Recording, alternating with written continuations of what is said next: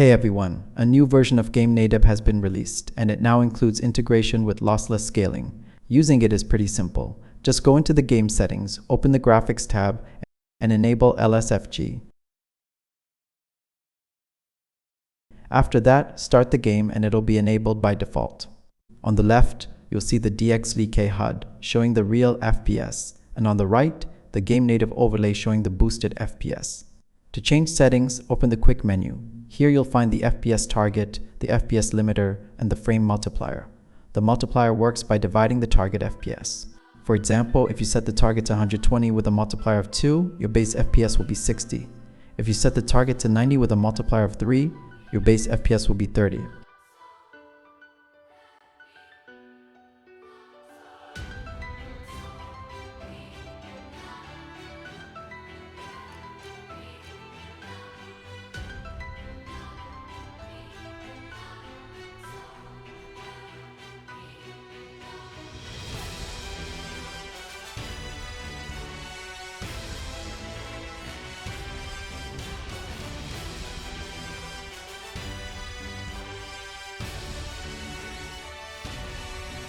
Here, I just wanted to show that latency is actually pretty good. I didn't notice any significant increase. Smoothness isn't perfect most of the time though. There are some stutters and video capture adds a bit more, as you will see later, but I focused on that to make artifacts easier to see.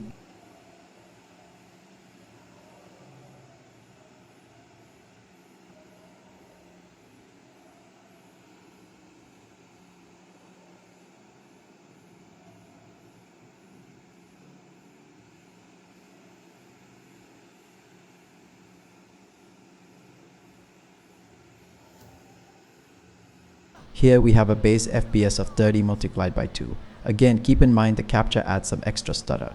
With quick movements, artifacts become more noticeable, especially around Curious's head. But it still looks pretty clean compared to other solutions I saw on YouTube.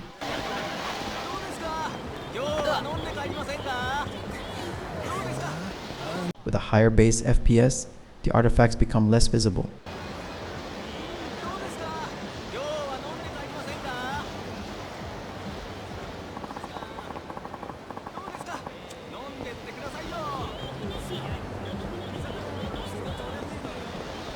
Now with a 2D game like Silksong, running at 120 FPS with a 2x multiplier, the image looks mostly fine, but I do think I see some ghosting. Latency also feels very good. As you can see, I did some very precise movements.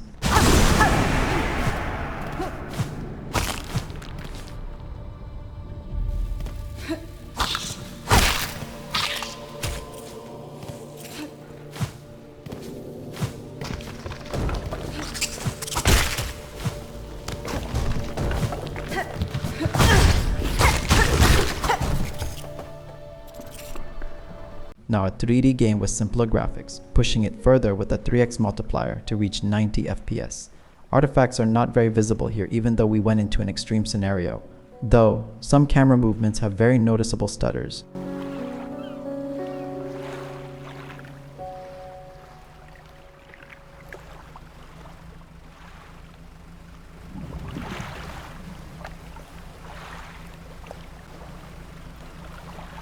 And here's a more conservative setup. Still not very visible artifacts, and now stutter is reduced.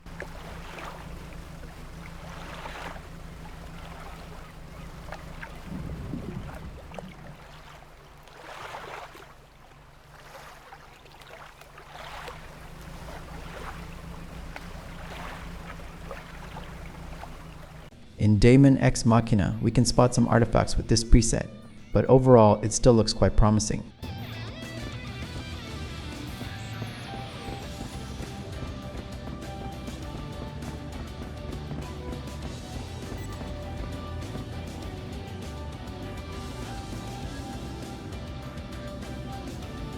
This is a game where we can actually hit 60 FPS, so we can experiment doubling it. There are still some artifacts, but the result is very interesting.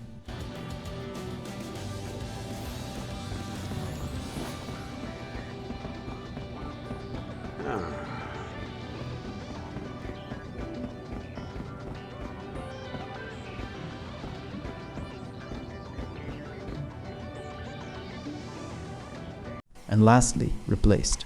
I recorded this on camera as close as possible with one hand to do it justice. It definitely looks smoother than 30 FPS, and for me at least, really good. In conclusion, that's it. It's not perfect and won't work well with every game, but it can definitely help in some cases. Compared to other solutions so far, this one feels much more usable.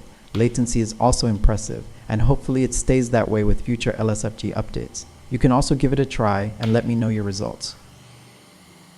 And that was it. If you're into emulation and all that cool stuff and you like seeing what your device is really capable of doing, smash that like button and hit subscribe for more content. And happy gaming!